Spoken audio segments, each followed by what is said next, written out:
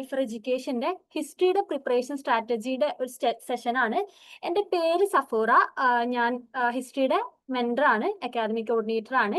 നമ്മൾ ഇന്ന് എങ്ങനെയൊക്കെ ഈ UGC ഹിസ്റ്ററി എക്സാമുമായിട്ട് ബന്ധപ്പെട്ട് ഏതൊക്കെ രീതിയിൽ നമുക്ക് പ്രിപ്പയർ ചെയ്യാം, ഏതൊക്കെ രീതിയിലാണ് ക്വസ്റ്റ്യൻസ് വരുന്നത്, ഏതൊക്കെ ഏരിയാസ് നമുക്ക് ഇമ്പോർട്ടൻസ് കൊടുത്ത് പഠിക്കാം എന്നുള്ള ഒരു ചെറിയ ഒരു സെഷനാണ് നമ്മൾ ഇന്ന് ഉദ്ദേശിച്ചിട്ടുള്ളത്.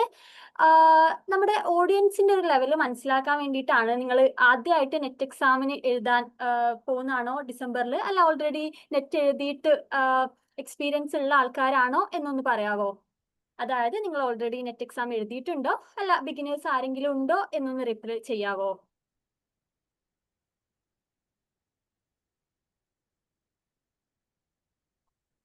ഇനി എഴുതിയിട്ടുണ്ട്. ഓക്കെ.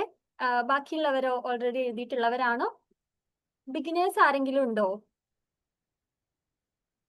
ഓക്കെ, എല്ലാവരും എഴുതിയിട്ടുണ്ട് എന്നാണ് പറഞ്ഞിട്ടുള്ളത്. ഓക്കെ, നമുക്ക് ആദ്യം ഒന്ന് ഐഫറിന്റെ ഇപ്പൊ ഒരു കോഴ്സ് സ്റ്റാർട്ട് ചെയ്തിട്ടുണ്ട്. JRF എക്സലൻസ് ബാച്ച് ആണ്. ഇപ്പൊ അഡ്മിഷൻ സ്റ്റാർട്ട് ചെയ്തിട്ടേ ഉള്ളൂ. അതായത് ഈ ഒരു കോഴ്സിന്റെ ഫീച്ചേഴ്സ് ആണ് 24 hours IMO support, daily assignments ഉണ്ടാവും. അതുപോലെ നമുക്ക് എല്ലാ ദിവസവും പോഡ്കാസ്റ്റ്, നമ്മുടെ ഗ്രോത്ത് റിപ്പോർട്ട്, നമ്മൾ ഏത് രീതിയിൽ നമുക്ക് എത്രത്തോളം പഠിച്ചിട്ടുണ്ട് എന്നുള്ള കാര്യങ്ങളൊക്കെ അറിയാൻ വേണ്ടിയിട്ട് ഗ്രോത്ത് റിപ്പോർട്ട്, ടെക്സ്റ്റുവൽ അനാലിസിസ്, അതുപോലെ നമ്മളൊക്കെ ഒരുപാട് റീൽസ് കാണുന്ന ആൾക്കാരാണ് അല്ലേ? അപ്പൊ നമ്മുടെ ആപ്പിൽ തന്നെ എജു റീൽസ് നമുക്ക് നമ്മുടെ സിലബസിലുള്ള ഇമ്പോർട്ടൻറ്റ് ടോപ്പിക്സ് ഒന്നോ രണ്ടോ മിനിറ്റിലായിട്ട് പറയുന്ന edu reels, self assessment test, latest PYQ base ചെയ്തിട്ടുള്ള ബ്ലൂ പ്രിന്റ്സ് എന്നിവയൊക്കെ ഈ ഒരു കോഴ്സിന്റെ പ്രത്യേകതയാണ്. ഇനി നമ്മുടെ സെഷനിലേക്ക് വരികയാണെങ്കിൽ നമുക്കറിയാം NTA നടത്തുന്ന ഒരു എക്സാം ആണ്, ഒരു നാഷണൽ ലെവൽ എക്സാം ആണ് നെറ്റ് അല്ലെങ്കിൽ നാഷണൽ എലിജിബിലിറ്റി ടെസ്റ്റ് എന്ന് പറയുന്നത്. ഇതിനൊരു പേർപ്പസ് നോക്കുകയാണെങ്കിൽ നമുക്ക് എല്ലാവർക്കും അറിയാം അല്ലെ, ഇന്ത്യയിലെ യൂണിവേഴ്സിറ്റീസിലേക്കും കോളേജിലേക്കും അസിസ്റ്റന്റ് പ്രൊഫസർ യോഗ്യത നേടാനും, അതുപോലെ നമ്മൾ PhDക്കൊക്കെ ജോയിൻ ചെയ്യുന്ന സമയത്ത് നമുക്കൊരു ഫിനാൻഷ്യൽ സപ്പോർട്ട്, ഒരു JRF ജൂനിയർ റിസർച്ച് ഫെലോഷിപ്പ് വളരെ ഇമ്പോർട്ടന്റ് ആയിട്ടുള്ള, അതായത് നമുക്ക് ഈ ഒരു എക്സാമിൽ ഏറ്റവും കൂടുതൽ ഉയർന്ന മാർക്കുള്ള ഒരു 1% ആൾക്കാർക്കാണ് ജൂനിയർ റിസർച്ച് ഫെലോഷിപ്പ്. ഒരു നല്ലൊരു എമൗണ്ട് ആണ്. മന്ത്ലി നമുക്ക് ആദ്യത്തെ ഒരു 2 വർഷം 37,000 മേലെ ഒരു എമൗണ്ടും, പിന്നീട് നമ്മൾ SRFലേക്ക് പോകുമ്പോൾ മൂന്നാമത്തെ വർഷം തൊട്ടിട്ട് നമുക്ക് 42,000 അതിന് ആ ഒരു രീതിയിലുള്ള ഒരു എമൗണ്ട് ആയിരിക്കും. നമുക്ക് ഒരു നല്ലൊരു എമൗണ്ട് ആണ് അല്ലേ? നമുക്കൊരു PhD പഠിക്കുന്ന സമയത്ത് ഒരു ഫിനാൻഷ്യൽ സപ്പോർട്ട് എന്നുള്ള രീതിയിലാണ് ഈ ഒരു ഫെലോഷിപ്പ് ഉള്ളത്. ഇനി നമുക്ക് എല്ലാവർക്കും അറിയാം mode of exam computer based exam ആണ്. വർഷത്തിൽ 2 പ്രാവശ്യം ജൂണിലും ഡിസംബറിലും ആയിട്ടാണ് മോസ്റ്റ് പ്രോബബ്ലി നമുക്ക് എക്സാംസ് നടക്കാറുള്ളത്. 3 hours ആയിരിക്കും. നമുക്ക് 2 പേപ്പർ ഉണ്ട്. ഒന്ന് പേപ്പർ 1 ഒരു ജനറൽ പേപ്പർ ആണ്, ഒന്ന് വന്നിട്ട് നമ്മുടെ ഹിസ്റ്ററി ആണ് ഉള്ളത്. പിന്നെ എല്ലാവർക്കും അറിയാവുന്നത് പോലെ തന്നെ മൾട്ടിപ്പിൾ ചോയ്സ് ക്വസ്റ്റ്യൻസ് ആണ് അല്ലെ, 4 ഓപ്ഷൻസ് ഉണ്ടാവും. അതിൽ നമ്മൾ കറക്റ്റ് ആയിട്ടുള്ള ആൻസർ ചൂസ് ചെയ്യുക എന്നുള്ള രീതിയിലാണ്.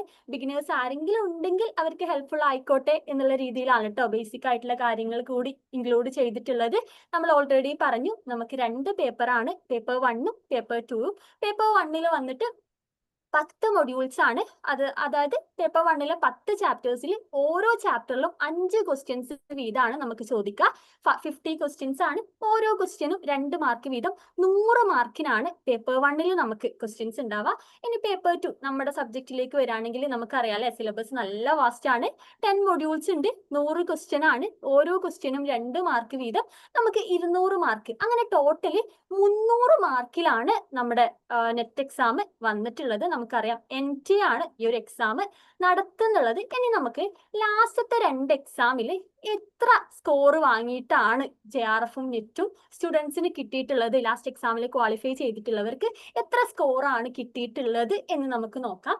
നമുക്കറിയാം 2024 ഡിസംബർ അതുപോലെ 2024 ജൂൺ എക്സാമിനെ അപേക്ഷിച്ച് നോക്കുമ്പോൾ നമുക്ക് ഈ ഒരു ലാസ്റ്റ് കഴിഞ്ഞ എക്സാം കുറച്ചൊരു ഡിഫിക്കൽട്ട് ആയിരുന്നു. അതുകൊണ്ട് തന്നെ കട്ട് ഓഫ് നല്ലോണം കുറഞ്ഞിട്ടും ഉണ്ട് അല്ലെ. നമുക്ക് കുറച്ചുകൂടി സ്റ്റേറ്റ്മെന്റ് ടൈപ്പ് ക്വസ്റ്റ്യൻസ് ഒക്കെ കൂടുതൽ ചോദിച്ചിട്ടുള്ള, അല്ലെങ്കിൽ കുറച്ചുകൂടി ഡെപ്ത് ആയിട്ട് ക്വസ്റ്റ്യൻസ് വന്നിട്ടുള്ള ഒരു എക്സാം ആണ് ലാസ്റ്റ് കഴിഞ്ഞിട്ടുള്ള ഒരു എക്സാം. ഈ ഒരു എക്സാമിൽ JRF ക്വാളിഫൈ ചെയ്യാൻ നമുക്ക് അൺറിസർവ്ഡ് ആയിട്ടുള്ള ജനറൽ കാറ്റഗറിയിലുള്ള ഒരാൾക്ക് 150 മാർക്ക് വേണം. നെറ്റ് ക്വാളിഫൈ ചെയ്യാൻ ജനറൽ കാറ്റഗറിയിലുള്ള ഒരാൾക്ക് 162 മാർക്ക് വേണം. നമുക്കറിയാം ലാസ്റ്റത്തെ 2 ടേമിലായിട്ട് കൊണ്ടുവന്നിട്ടുള്ള പുതുതായിട്ടുള്ള ഒരു കാറ്റഗറിയാണ് PhD അഡ്മിഷൻ ക്വാളിഫിക്കേഷൻ എന്നുള്ള രീതിയിൽ PhDക്ക് ജനറൽ കാറ്റഗറിക്ക് 142 മാർക്ക് വേണം. ഇനി OBC കാറ്റഗറിയിലേക്ക് വരികയാണെങ്കിൽ 172 മാർക്ക് കിട്ടിയാലാണ് നമുക്ക് JRF ക്വാളിഫൈ ചെയ്യുക. അതുപോലെ 150 മാർക്ക് കിട്ടിയ ഒരാൾക്കാണ് നെറ്റ്, 132 മാർക്ക് കിട്ടിയ ഒരാൾക്ക് PhD എന്നുള്ള രീതിയിലാണ് OBC കാറ്റഗറിയിൽ ക്വാളിഫിക്കേഷൻ വരിക. ഇനി SC കാറ്റഗറിയിലേക്ക് വരികയാണെങ്കിൽ 164 JRFനും 140 മാർക്ക് നെറ്റിന് എന്നുള്ള രീതിയിലാണ് ലാസ്റ്റ് എക്സാമിന്റെ കട്ട് ഓഫ് വന്നിട്ടുള്ളത്. ഇനി 2024 ഡിസംബറിലെ കട്ട് ഓഫ് നോക്കുകയാണെങ്കിൽ നമുക്കറിയാം ഡിസംബറിലെ എക്സാം താരതമ്യേന നോക്കുകയാണെങ്കിൽ വളരെ ഈസി ആയിട്ടുള്ള ഒരു എക്സാം ആയിരുന്നു. നമുക്കറിയാം എക്സാം ഈസി ആകുമ്പോൾ കട്ട് ഓഫ് നല്ലോണം കൂടും അല്ലെ. ജൂണിലെ എക്സാം ടഫ് ആയിരുന്നു, അതുകൊണ്ട് കട്ട് ഓഫ് നല്ലോണം കുറഞ്ഞു. എന്നാൽ 2024 ഡിസംബറിലെ എക്സാം എന്തായിരുന്നു, നല്ല എളുപ്പമായതുകൊണ്ട് തന്നെ JRF അതായത് അൺറിസർവ്ഡ് ജനറൽ കാറ്റഗറിക്ക് JRF കിട്ടുന്നതിന് വേണ്ടിയിട്ട് 206 മാർക്കും അതുപോലെ നെറ്റ് ക്വാളിഫൈ ചെയ്യുന്നതിന് വേണ്ടിയിട്ട് 184 മാർക്കും വേണമായിരുന്നു. അതുപോലെ ഒരു OBC കാറ്റഗറിയിലുള്ള ഒരാൾക്ക് JRF വാങ്ങുന്നതിന് വേണ്ടിയിട്ട് 196 മാർക്ക് വാങ്ങിക്കണമായിരുന്നു. 172 മാർക്കാണ് നെറ്റ് ക്വാളിഫൈ ചെയ്യുന്നതിന് വേണ്ടിയിട്ട് ഒരു OBC കാറ്റഗറിയിലുള്ള ഒരു സ്റ്റുഡന്റ് വാങ്ങേണ്ടത്. ഈ ഒരു രീതിയിലാണ് ഈ SC കാറ്റഗറിയിലെ ഒരു മാർക്കും ഞാൻ ഇവിടെ കൊടുത്തിട്ടുണ്ട്.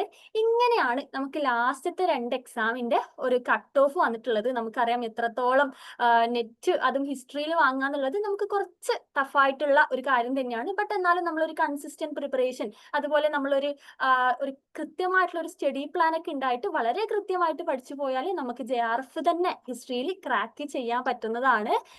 ഓക്കെ, നമുക്ക് നെക്സ്റ്റ് വന്നിട്ടുള്ളത് ഈ ഒരു എക്സാമുമായിട്ട് ബന്ധപ്പെട്ട് എന്താണ് നെറ്റ് എക്സാം ഹിസ്റ്ററിയിൽ വരുമ്പോൾ അതിന്റെ ഒരു റിയാലിറ്റി എന്താണെന്നുള്ളത് നോക്കാന്നുള്ളതാണ്.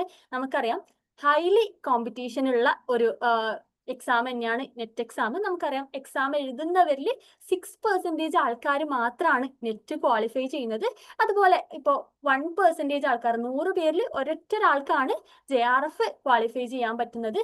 എന്നാൽ ഇത്രയൊക്കെ, അതായത് 100 പേര് എഴുതിയാൽ 94 പേരും ക്വാളിഫൈ ചെയ്യാത്ത അത്രയും ടഫ് ആയിട്ടുള്ള ഒരു എക്സാം ആണ്. എന്നാലും ആ ഒരു എക്സാമിന് നമ്മൾ എന്തൊക്കെ ചെയ്താലാണ് നമുക്ക് ക്വാളിഫൈ ചെയ്യാൻ പറ്റുക എന്നുള്ളതാണ് നമ്മൾ ഈ ഒരു സെഷനിലൂടെ നോക്കാൻ പോകുന്നത്. അതിൽ വളരെ പ്രധാനപ്പെട്ട ഒരു ഒരു കീ എന്ന് പറയുന്നത് നമ്മുടെ ഒരു കൺസിസ്റ്റൻസി തന്നെയാണ്. കൺസിസ്റ്റന്റ് ആയിട്ട് നമ്മൾ പ്രിപ്പയർ ചെയ്യുകയാണെങ്കിലും, അതുപോലെ നമുക്ക് 2 പേപ്പർ, ഇപ്പൊ ഒരുപാട് ആൾക്കാർ എന്ത് ചെയ്യും, ഹിസ്റ്ററി നമ്മുടെ സബ്ജക്റ്റ് ആണല്ലോ, ഇപ്പൊ ഹിസ്റ്ററി മാത്രം പഠിക്കും, പേപ്പർ 1 പാടെ ഒഴിവാക്കും. ആ ഒരു രീതിയിലല്ലാതെ പേപ്പർ 1ഉം ഹിസ്റ്ററിയും സെയിം ഇമ്പോർട്ടൻസ് കൊടുത്ത് അല്ലെങ്കിൽ പ്രയോറിറ്റി കൊടുത്ത് നമ്മൾ പഠിക്കുകയാണെങ്കിൽ, ഒരു കൺസിസ്റ്റന്റ് പ്രിപ്പറേഷൻ നമ്മൾ മുന്നോട്ട് കൊണ്ടുപോവുകയാണെങ്കിൽ നമുക്ക് JRF തന്നെ, ഹിസ്റ്ററിയിൽ JRF തന്നെ ക്വാളിഫൈ ചെയ്യാൻ പറ്റും.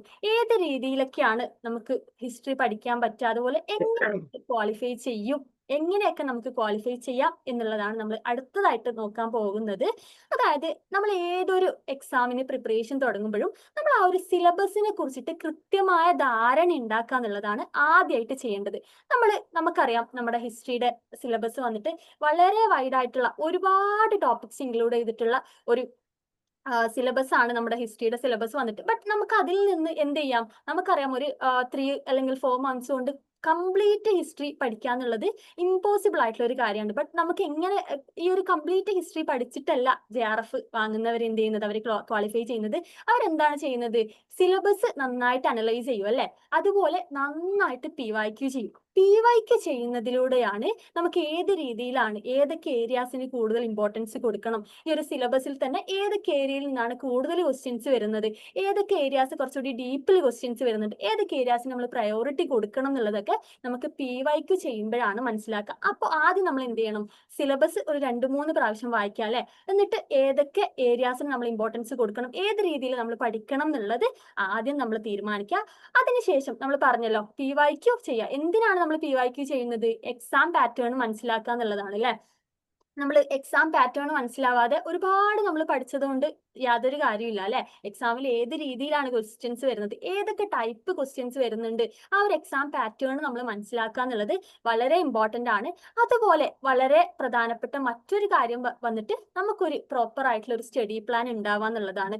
നമ്മൾ എന്ത് ചെയ്യുക, നമുക്കുള്ള ടൈമിൽ വെച്ച്, ഇപ്പൊ നമ്മൾ ഓരോരുത്തരും ഡിഫറെന്റ് സിറ്റുവേഷനിലുള്ള ആൾക്കാരായിരിക്കും അല്ലെ.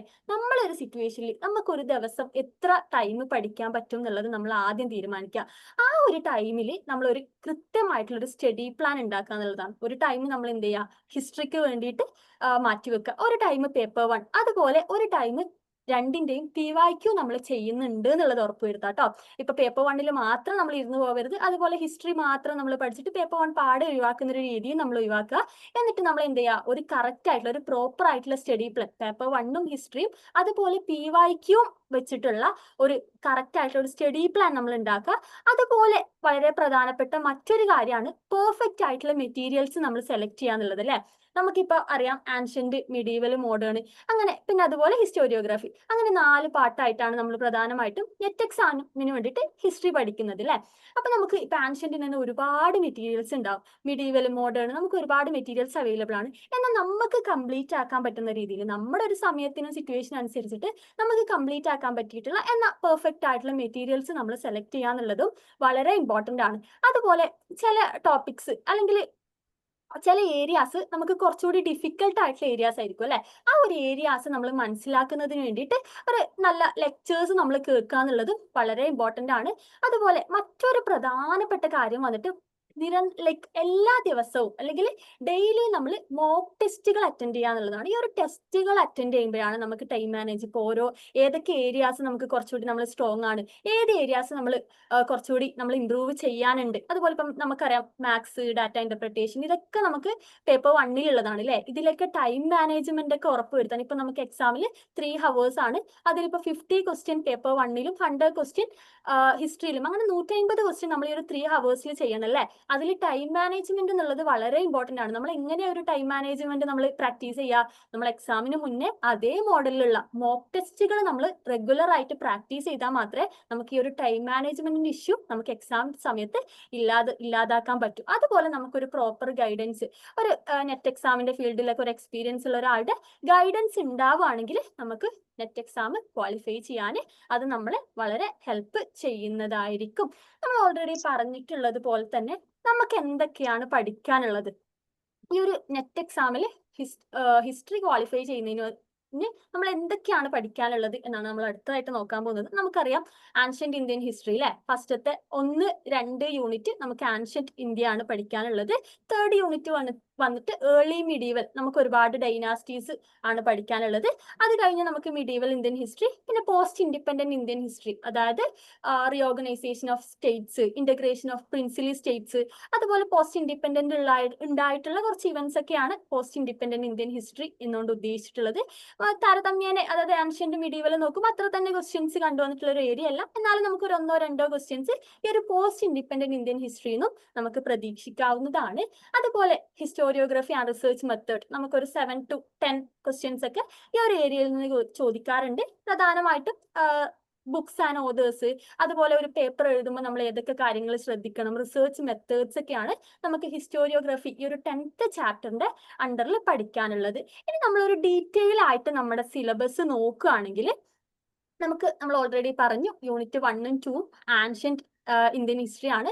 അതിൽ യൂണിറ്റ് 1 നമ്മൾ നോക്കുകയാണെങ്കിൽ നമുക്ക് ഏറ്റവും കൂടുതൽ ക്വസ്റ്റ്യൻ വരുന്ന ഒരു പാർട്ട് വന്നിട്ട് യൂണിറ്റ് 1 ആണ്. അതിൽ തന്നെ സോഴ്സസ്, നമുക്ക് ഒരു ആൻഷ്യന്റ് ഇന്ത്യയുമായിട്ട് ബന്ധപ്പെട്ട ഒരുപാട് വർക്ക്സ്, ഓതേഴ്സ്, ഇപ്പോൾ ഉദാഹരണത്തിന് പറയുകയാണെങ്കിൽ അശ്വഘോഷന്റെ വർക്ക്സ്, അതുപോലെ അഷ്ടധ്യായി, അങ്ങനെ ഒരുപാട് വർക്ക്സ് നമുക്ക് സോഴ്സസുമായിട്ട് ബന്ധപ്പെട്ട് പഠിക്കാനുണ്ട് അല്ലെ.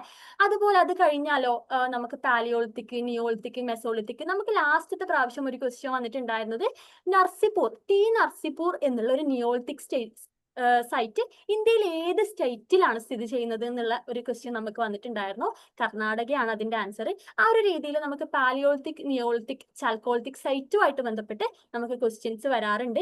അതുപോലെ നമുക്ക് ലാസ്റ്റ് ജൂൺ 2025 ക്വസ്റ്റ്യൻ വന്നിട്ടുള്ള ഒരു ഏരിയ ആണ് ഹാരപ്പൻ സിവിലൈസേഷനിലെ സൈറ്റുകളുടെ ഫീച്ചേഴ്സ് നമുക്ക് ക്വസ്റ്റ്യൻസ് വരാറുണ്ട്. ഇനി വേദിക് ഏജിലേക്ക് വരുമ്പോൾ ടേംസ് ആൻഡ് ടെർമിനോളജീസ്, വേദിക് ഏജിൽ നടന്നിട്ടുള്ള റിച്വൽസ് ഒക്കെ ആയിട്ട് ബന്ധപ്പെട്ട് ക്വസ്റ്റ്യൻസ് വരാറുണ്ട്. പിന്നെ നമുക്ക് അതിലുള്ളത് മഹാജനപദാസ്, അതുപോലെ ജൈനിസം, അജീവികാസ്, ബുദ്ധിസം.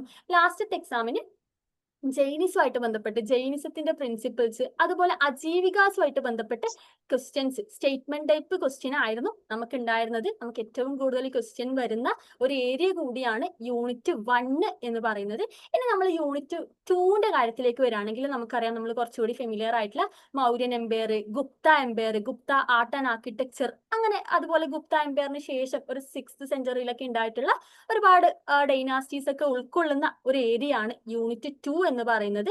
ഈ ഒരു യൂണിറ്റ് 2 നമുക്ക് മിക്കവാറും കണ്ടുവരുന്ന ക്വസ്റ്റ്യൻസ് എന്ന് പറയുന്നത്, ഒന്ന് അശോകൻ എഡിക്സിനെ കുറിച്ചിട്ടാണ്. മുന്നേ എക്സാം എഴുതിയിട്ടുള്ള ഓരോരുത്തർക്കും അറിയാം, എല്ലാ ടേമിലും ഒരു ക്വസ്റ്റ്യൻ എങ്കിലും അശോകൻ എഡിക്സുമായിട്ട് ബന്ധപ്പെട്ട് നമുക്ക് ചോദിക്കാറുണ്ട് അല്ലെ.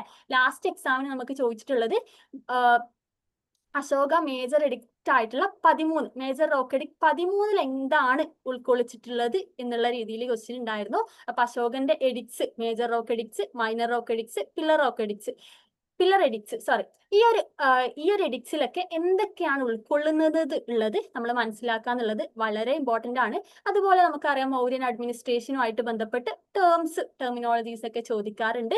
Gupta art and architecture, Mauryan art and architecture ഒക്കെ നമുക്ക് ഈ ഒരു ലാസ്റ്റ് ടേമിൽ ക്വസ്റ്റ്യൻ വന്നിട്ടുണ്ടായിരുന്നു. ഇനി നമ്മൾ 3rd യൂണിറ്റിലേക്ക് വരികയാണെങ്കിൽ കൂടുതൽ പേരും കുറച്ചൊരു ഡിഫിക്കൽട്ട് ആണ് എന്ന് പറയുന്ന ഒരു ഏരിയ ആണ് 3rd യൂണിറ്റ്. നമുക്കറിയാം, ഒരു 6th അല്ലെങ്കിൽ 7th സെഞ്ചുറി ഒക്കെ ആകുമ്പോൾ ഗുപ്ത എംപയർ തകരുന്നു. അതിനുശേഷം നോർത്ത് ഇന്ത്യയിലും സൗത്ത് ഇന്ത്യയിലൊക്കെ ഒരുപാട് കിങ്ഡംസ് വന്നിട്ടുണ്ട് അല്ലെ, ഉയർന്നു വന്നിട്ടുണ്ട്. നമുക്ക് ആ ഒരു യൂണിറ്റിന്റെ പേര് തന്നെ വരുന്നത് എമർജൻസ് ഓഫ് റീജിയണൽ കിങ്ഡംസ് എന്നാണ്. നോർത്ത് ഇന്ത്യയിലും സൗത്ത് ഇന്ത്യയിലും ഒരുപാട് കിങ്ഡംസ് ഉയർന്നു വന്നിട്ടുണ്ട്. അതിൽ നമുക്ക് ഇപ്രാവശ്യം ക്വസ്റ്റ്യൻ വന്നിട്ടുണ്ടായിരുന്നത് പരമരാസിന്റെ റൂളേഴ്സിനെ ക്രൊണോളജിക്കലി അറേഞ്ച് ചെയ്യുക. അതുപോലെ ചൗഹാൻസ്, രണ്ടും രജ്പുത് ക്ലാൻ ആണ് അല്ലെ, രജ്പുത് ഡൈനാസ്റ്റീസിൽ വരുന്നതാണ്. അതുപോലെ ചൗഹാൻസിന്റെ ആ ഒരു കാലഘട്ടത്തിൽ നടന്നിട്ടുള്ള ഇവന്റ്സിനെ ക്രൊണോളജിക്കലി അറേഞ്ച് ചെയ്യാന്നുള്ളതല്ല, സ്റ്റേറ്റ്മെന്റ് ടൈപ്പ് ക്വസ്റ്റ്യൻ ആയിരുന്നു. പിന്നെ അതുപോലെ കൂടുതലായിട്ടും ക്വസ്റ്റ്യൻ വരുന്നത് റൂളേഴ്സിന്, ഒരുപാട് ഡൈനാസ്റ്റി ഉണ്ടല്ലോ, അപ്പൊ ഏതെങ്കിലും ഒരു ഡൈനാസ്റ്റിയിലെ റൂളേഴ്സിനെ ക്രൊണോളജിക്കലി അറേഞ്ച് ചെയ്യാന്നുള്ള ക്വസ്റ്റ്യൻസ് ആണ് നമുക്ക് കൂടുതലും 3rd യൂണിറ്റിൽ നിന്ന് വരുന്നത്. അതുപോലെ നമുക്കറിയാം, ലാസ്റ്റ് എക്സാമിൽ comprehension type question, Rashtrakuta art and ആർക്കിടെക്ചറുമായിട്ട് ബന്ധപ്പെട്ടാണ് നമുക്ക് കോംപ്രഹെൻഷൻ ക്വസ്റ്റ്യൻ ഉണ്ടായിരുന്നത്. ഈ ഒരു രീതിയിലാണ് 3rd യൂണിറ്റിൽ നിന്ന് നമുക്ക് ക്വസ്റ്റ്യൻ വരുന്നത്. നമ്മൾ പഠിക്കുന്ന സമയത്ത് എല്ലാ ഡൈനാസ്റ്റീസിന്റെയും മിനിമം ആ ഒരു റൂളേഴ്സിന്റെ കാലഘട്ടമെങ്കിലും നമ്മൾ പഠിച്ചു വെക്കുന്നുണ്ട് എന്നുള്ളത് ഉറപ്പുവരുത്തുക. ഇനി നമ്മൾ യൂണിറ്റ് 4 വരികയാണെങ്കിൽ യൂണിറ്റ് 4, 5, 6 മിഡീവൽ ഇന്ത്യൻ ഹിസ്റ്ററി ആണ്. യൂണിറ്റ് 4 നമുക്ക് പഠിക്കാനുള്ളത് മുഗൾ എംപയർ, ഡൽഹി സുൽത്താനേറ്റ്, അതുപോലെ ബാമനി, വിജയനഗര, വളരെ പ്രധാനപ്പെട്ടിട്ടുള്ളതാണ് മറാത്ത എംപയർ. നമുക്ക് മറാത്ത എംപയറുമായിട്ട് ബന്ധപ്പെട്ട് ലാസ്റ്റ് എക്സാമിൽ മാത്രം 4 ക്വസ്റ്റ്യൻ ചോദിച്ചിട്ടുണ്ടായിരുന്നു. അതുപോലെ നമുക്ക് നാലാമത്തെ യൂണിറ്റിൽ ഈ ഒരു ഡൈനാസ്റ്റീസിന്റെ അല്ലെങ്കിൽ എംപയറിന്റെ പൊളിറ്റിക്കൽ ഹിസ്റ്ററി ആണ് നമുക്ക് ഈ ഒരു 4th യൂണിറ്റിൽ പഠിക്കാനുള്ളത്. ഇനി നമ്മൾ ഈ പറഞ്ഞിട്ടുള്ള ഡൈനാസ്റ്റീസിന്റെ ഏതൊക്കെയാണ്, മുഗൾ അല്ലെങ്കിൽ ഡൽഹി സുൽത്താനേറ്റ്, അതുപോലെ ബാമനി, വിജയനഗര, മറാത്ത എംപയർ, ഈ ഒരു ഡൈനാസ്റ്റീസിന്റെ അഡ്മിനിസ്ട്രേഷൻ, എക്കോണമി, അതുപോലെ സൊസൈറ്റി, എങ്ങനെയായിരുന്നു അവരുടെ സോഷ്യൽ ലൈഫ്, ട്രേഡ്, എക്കോണമി ഒക്കെയാണ് നമുക്ക് 5th യൂണിറ്റിൽ പഠിക്കാനുള്ളത്. ഇനി 6th യൂണിറ്റിലേക്ക് വരികയാണെങ്കിൽ നമുക്ക് സൂഫിസം, സിഖിസം, അതുപോലെ ഭക്തി മൂവ്മെന്റ്, ഒരു സൊസൈറ്റി ആൻഡ് കൾച്ചറുമായിട്ട് ബന്ധപ്പെട്ടിട്ടുള്ള കുറച്ച് കാര്യങ്ങളാണ്, കുറച്ച് ടോപ്പിക്സ് ആണ് നമുക്ക് 6th യൂണിറ്റിൽ പഠിക്കാനുള്ളത്. 6th യൂണിറ്റിൽ നമുക്ക് ലാസ്റ്റത്തെ പ്രാവശ്യം ഭക്തി മൂവ്മെന്റുമായിട്ട് ബന്ധപ്പെട്ടിട്ട് ഒരു സ്റ്റേറ്റ്മെന്റ് ക്വസ്റ്റ്യൻ വന്നിട്ടുണ്ടായിരുന്നു. ഇനി നമ്മൾ മോഡേൺ ഇന്ത്യയിലേക്ക് വരികയാണെങ്കിൽ ഞാൻ ഓരോ ടോപ്പിക്കിലും അല്ലെങ്കിൽ ഓരോ ചാപ്റ്റേഴ്സിലെ ഇമ്പോർട്ടന്റ് ആയിട്ടുള്ള ടോപ്പിക്സ് ആണ് പറയുന്നത്. നിങ്ങൾക്ക് എന്തെങ്കിലും കൺസേൺ കാര്യങ്ങൾ ഉണ്ടെങ്കിൽ എന്ത് ചെയ്യാം, ചാറ്റ് ബോക്സിൽ ചോദിക്കാം. ഇനി നമ്മൾ മോഡേൺ ഇന്ത്യയിലേക്ക് വരികയാണെങ്കിൽ 7, 8, 9 നമുക്ക് മോഡേൺ ഇന്ത്യൻ ഹിസ്റ്ററി ആണ്. 7 യൂണിറ്റിൽ വരുന്നത് അറൈവൽ ഓഫ് യൂറോപ്യൻസ് ആണ്, യൂറോപ്യൻസ് ഇന്ത്യയിലേക്ക് വരുന്നത്. അതിനുശേഷം അവരുടെ എക്സ്പാൻഷന്റെ ഭാഗമായിട്ട് ഒരുപാട് ബാറ്റിൽസ് ഒക്കെ നടക്കുന്നുണ്ട് അല്ലെ, Anglo Maratha, Anglo Sikh, Anglo Afghan, Punjab British എംപയറിലേക്ക് ലയിപ്പിക്കുന്നത്, അങ്ങനെ ഒരുപാട് ട്രീറ്റീസ്, അതുപോലെ ബാറ്റിൽസ് ഒക്കെ നമുക്ക് 7th യൂണിറ്റുമായിട്ട് ബന്ധപ്പെട്ട് പഠിക്കാനുണ്ട്. നമുക്ക് ഇപ്രാവശ്യം ക്രൊണോളജിക്കലി അറേഞ്ച് ചെയ്യാനുള്ള ക്വസ്റ്റ്യൻസ്, അതുപോലെ ബ്രിട്ടീഷുകാർ ഇന്ത്യയിൽ വന്നിട്ട് ബ്രിട്ടീഷുകാരുടെ അധീനതയിലാക്കിയതിനു ശേഷം ഒരുപാട് ആക്ട്സ് കൊണ്ടുവന്നിട്ടുണ്ട് അല്ലെ, ആ ആക്ട്സുമായിട്ട് ബന്ധപ്പെട്ട് അതിന്റെ ചേഞ്ചസ് ക്രൊണോളജിക്കലി അറേഞ്ച് ചെയ്യാന്നുള്ള ക്വസ്റ്റ്യൻസ് ഒക്കെ നമുക്ക് ഈ ഒരു ലാസ്റ്റ് എക്സാമിൽ ചോദിച്ചിട്ടുണ്ടായിരുന്നു. ഇനി നമ്മൾ 8th യൂണിറ്റിലേക്ക് വരികയാണെങ്കിൽ നമുക്ക് ഇന്ത്യ റിനൈസൻസ്, ഏതൊക്കെയാണ് ബ്രഹ്മ സമജ്, അതുപോലെ പ്രാർത്ഥനാ സമജ്, ഒരുപാട് റിനൈസൻസ് അല്ലെങ്കിൽ സോഷ്യോ റിലീജിയസ് റിഫോം മൂവ്മെന്റ്സ്, അതുപോലെ ഡെവലപ്മെന്റ് ഓഫ് എഡ്യൂക്കേഷൻ, വളരെ പ്രധാനപ്പെട്ടിട്ടുള്ളതാണ് ലാൻഡ് റവന്യൂ സിസ്റ്റംസ്, റൈറ്റ് വാരി, അതുപോലെ ജമീന്ദാരി, മഹൽവാരി തുടങ്ങിയ ലാൻഡ് റൈറ്റ്സുമായിട്ട് ബന്ധപ്പെട്ട് നമുക്ക് ലാൻഡ് റവന്യൂ സെറ്റിൽമെന്റ്സുമായിട്ട് ബന്ധപ്പെട്ട് നമുക്ക് ഒരുപാട് ക്വസ്റ്റ്യൻസ് സ്റ്റേറ്റ്മെന്റ് ടൈപ്പ് ആയിട്ടും ഈ ഒരു എക്സാമിൽ വന്നിട്ടുണ്ടായിരുന്നു. 9th ചാപ്റ്റർ നമുക്കറിയാം റൈസ് ഓഫ് ഇന്ത്യൻ നാഷണലിസം ആണ്. അതിൽ ഗാന്ധി മൂവ്മെന്റ്സിന് ശേഷമുള്ളതും മുന്നേ ഉള്ളതും ഒരുപാട് ഓർഗനൈസേഷൻസ്, INA ആൻഡ് സുഭാഷ് ചന്ദ്രബോസിനെ കുറിച്ചിട്ടൊക്കെ നമുക്ക് 9th ചാപ്റ്ററിൽ പഠിക്കാനുണ്ട്. അതുപോലെ റിയോർഗനൈസേഷൻ ഓഫ് സ്റ്റേറ്റ്സ്, നമുക്ക് റിയോർഗനൈസേഷൻ ഓഫ് സ്റ്റേറ്റ്സുമായിട്ട് ബന്ധപ്പെട്ട് കമ്മീഷൻസിനെ കുറിച്ചിട്ടൊക്കെ ക്വസ്റ്റ്യൻ വന്നിട്ടുണ്ടായിരുന്നു. പിന്നെ ലാസ്റ്റ് നമ്മൾ പറഞ്ഞു ഹിസ്റ്റോറിയോഗ്രഫി ആണ്. ഒരു 7 to 10 ക്വസ്റ്റ്യൻസ് ആണ് ഹിസ്റ്റോറിയോഗ്രഫി ആയിട്ട് ബന്ധപ്പെട്ട് നമുക്ക് ചോദിക്കാറുള്ളത്. അതിൽ പ്രധാനമായിട്ടും ബുക്സ് ആൻഡ് ഓതേഴ്സ് അല്ലെങ്കിൽ ഏതെങ്കിലും ഫേമസ് ഹിസ്റ്റോറിയൻ പറഞ്ഞിട്ടുള്ള സ്റ്റേറ്റ്മെന്റ്സ് സ്റ്റേറ്റ്മെന്റ് തരും, എന്നിട്ട് നമ്മൾ ആ ഒരു ഹിസ്റ്റോറിയനെ കണ്ടുപിടിക്കുക എന്നുള്ള രീതിയിലൊക്കെയാണ് ഈ ഒരു ഹിസ്റ്റോറിയോഗ്രാഫിന്ന് നമുക്ക് ക്വസ്റ്റ്യൻ വന്നിട്ടുള്ളത്. ഹിസ്റ്റോറിയോഗ്രാഫി ആയിട്ട് ബന്ധപ്പെട്ട് നമുക്ക് ഒരുപാട് ടെക്സ്റ്റ്സ് ഉണ്ട്, ബട്ട് അത് അത്രയും വാസ്റ്റ് ആയതുകൊണ്ട് തന്നെ നമ്മൾ കൂടുതലും PYQ അനലൈസ് ചെയ്യുക, കൂടുതലും ഫ്രീക്വന്റ് ആയിട്ട് ക്വസ്റ്റ്യൻസ് വരുന്ന ഏരിയാസ് നമ്മൾ പഠിക്കുക എന്നുള്ള രീതിയിലാണ് ഹിസ്റ്റോറിയോഗ്രാഫി നമുക്ക് അപ്രോച്ച് ചെയ്യാൻ പറ്റുക. അടുത്തതായിട്ട് നമ്മൾ നോക്കുന്നത് നമുക്ക് ഒരുപാട് ഹിസ്റ്ററി ആണ് അല്ലെ. ആൻഷ്യന്റ് ഇന്ത്യക്കും മിഡീവൽ ഇന്ത്യക്കും മോഡേൺ ഇന്ത്യക്കും നമുക്ക് ഒരുപാട് മെറ്റീരിയൽസ് ഉണ്ട്. നമുക്ക് കൺഫ്യൂസ്ഡ് ആയിരിക്കും ഏതൊക്കെ മെറ്റീരിയൽ നമ്മൾ യൂസ് ചെയ്യണം എന്നുള്ളത്. നമ്മൾ ഒരു ബേസിക് ലെവലിലുള്ള ഒരാളാണെങ്കിൽ നമുക്ക് ഹിസ്റ്ററി ആയിട്ട് ബന്ധപ്പെട്ട ഒരു ബേസിക് അണ്ടർസ്റ്റാൻഡിംഗ് ഒന്നും ഇല്ല, നമ്മളൊരു ബിഗിനർ ആണെങ്കിൽ നമുക്ക് എന്ത് ചെയ്യാം, NCERTന്റെ old and new textbook പഠിക്കാം. അതുപോലെ EPG പാഠശാലന്റെ വർക്ക്സും നമുക്ക് എന്ത് ചെയ്യാം, ഒരു ബിഗിനർ ആണെങ്കിൽ നമുക്ക് പഠിക്കാം. ഇനി അല്ല നമ്മളൊരു അഡ്വാൻസ് ലെവലിലുള്ള ഒരാളാണ്, നമ്മൾ UGക്കും PGക്കും അത്യാവശ്യം ഹിസ്റ്ററി നല്ല രീതിയിൽ നമ്മൾ പഠിച്ചിട്ടുണ്ട്, നമുക്ക് നല്ല ബേസ് ഉണ്ടെങ്കിൽ നമുക്ക് എന്ത് ചെയ്യാം, കുറച്ചുകൂടി അഡ്വാൻസ്ഡ് ലെവൽ ലേണിംഗിലേക്ക് വരാം. അതായത് വളരെ ഇമ്പോർട്ടന്റ് ആയിട്ടുള്ള ഒരു സോഴ്സ് ആണ് IGNO എന്ന് പറയുന്നത്. നമുക്ക് ഒരുപാട് ക്വസ്റ്റ്യൻസ് IGNOന്റെ മെറ്റീരിയൽസിൽ നിന്ന് ചോദിക്കാറുണ്ട്. അപ്പൊ എന്ത് ചെയ്യുക, നമ്മൾ IGNOന്റെ മെറ്റീരിയൽസ് നമുക്ക് സൈറ്റിൽ നിന്ന് ഡയറക്റ്റ് ഡൗൺലോഡ് ചെയ്തെടുക്കാൻ പറ്റും. നമ്മൾ ഓരോ ടോപ്പിക് വൈസ് ആയിട്ടുള്ള മെറ്റീരിയൽസ് സൈറ്റിൽ അവൈലബിൾ ആണ്. ഇപ്പൊ നിങ്ങൾ ഏത് ടോപ്പിക് ആണോ പഠിക്കുന്നത് ആ ടോപ്പിക്കിന്റെ ഒരു IGNO മെറ്റീരിയൽ PDF നമ്മൾ സെർച്ച് ചെയ്താൽ തന്നെ നമുക്ക് IGNOന്റെ മെറ്റീരിയൽസ് അവൈലബിൾ ആണ്. അപ്പോൾ വളരെ പ്രധാനപ്പെട്ടിട്ടുള്ള, ഞാനൊക്കെ പ്രിപ്പയർ ചെയ്യുന്ന സമയത്ത് ഏറ്റവും കൂടുതൽ നോക്കിയിട്ടുള്ളത് IGNOന്റെ വർക്ക്സ് ആയിരുന്നു. അതുപോലെ നമ്മൾ ഒരു അഡ്വാൻസ്ഡ് ലെവലിലുള്ള ഒരാളാണെങ്കിൽ നമുക്ക് ഏറ്റവും കൂടുതൽ നെറ്റ് ആസ്പിരൻസ് ഏറ്റവും കൂടുതൽ റെഫർ ചെയ്യുന്ന ഒരു വർക്കാണ് ഉപീന്ദർ സിംഗിന്റെ വർക്ക് എന്നുള്ളത്. ബട്ട് നമുക്കൊരു 3 months ഒക്കെ ഉള്ള ഒരു ടൈമിൽ ഉപീന്ദർ സിംഗിന്റെ വർക്ക് ഒരു 600+ പേജുള്ള ഒരു വർക്ക് കംപ്ലീറ്റ് ആക്കുക എന്നുള്ളത് അത്ര പോസിബിൾ അല്ല. അപ്പൊ നമുക്ക് എന്ത് ചെയ്യാം, നമുക്ക് PYQ നമ്മൾ ഓൾറെഡി പറഞ്ഞല്ലോ, PYQ ഇസ് ദ കീ. അതുപോലെ കൺസിസ്റ്റന്റ് ആയിട്ട് നമ്മൾ പഠിക്കുക എന്നുള്ളതാണ്. അപ്പൊ നമ്മൾ PYQ ചെയ്യുമ്പോൾ ഏറ്റവും കൂടുതൽ ക്വസ്റ്റ്യൻസ് വന്നിട്ടുള്ള ഏരിയാസ് ഉപീന്ദർന്ന് നോക്കുന്ന രീതിയിൽ നമുക്ക് ചെയ്യാം. അതുപോലെ ഇനിയിപ്പോ മോഡേൺ ഇന്ത്യയിലേക്ക് വരാണെങ്കിൽ വളരെ പ്രധാനപ്പെട്ട ഒരു വർക്കാണ് സ്പെക്ട്രത്തിന്റെ ഹിസ്റ്ററി ഓഫ് മോഡേൺ ഇന്ത്യ. ഇനി historiography, textbook of historiography ശ്രീധരന്റെ വർക്കാണ്. അതുപോലെ നമുക്ക് ഒരുപാട് ഗൈഡ്സും മാർക്കറ്റിൽ അവൈലബിൾ ആണ്. എങ്ങനെയാണ് നമ്മൾ ഈ ഒരു മെറ്റീരിയൽസ് സെലക്ട് ചെയ്യാന്നുള്ളത്, ഒന്ന് നമ്മൾ ഏത് ലെവലിലാണ് എന്നുള്ള രീതിയിൽ, കാരണം നമ്മളൊരു ഒരു ബിഗിനർ ആണെങ്കിൽ നമ്മൾ നേരെ പോയി ഉപീന്ദർ സിംഗ് വായിക്കുകയാണെങ്കിൽ നമുക്ക് അത്ര എഫക്റ്റീവ് ആവണം എന്നില്ല. എന്നാൽ നമ്മൾ PGക്കും UGക്കൊക്കെ നല്ല രീതിയിൽ ഹിസ്റ്ററി പഠിച്ചിട്ടുള്ള ഒരാളാണെങ്കിൽ ഉപീന്ദർ സിംഗ് ഒരു നല്ലൊരു വർക്കാണ്. അതിൽ നിന്ന് ഇമ്പോർട്ടന്റ് ഏരിയാസ് ഒക്കെ നോക്കുകയാണെങ്കിൽ വളരെ ഹെൽപ്ഫുൾ ആയിരിക്കും. നമുക്ക് ആൻഷ്യന്റ് ഇന്ത്യയായിട്ട് ബന്ധപ്പെട്ട് ഒരുപാട് ക്വസ്റ്റ്യൻസ് ഉപീന്ദർ സിംഗ് ആണ് അതിന്റെ ഒരു സോഴ്സ് എന്ന് വന്നിട്ടുള്ളത്.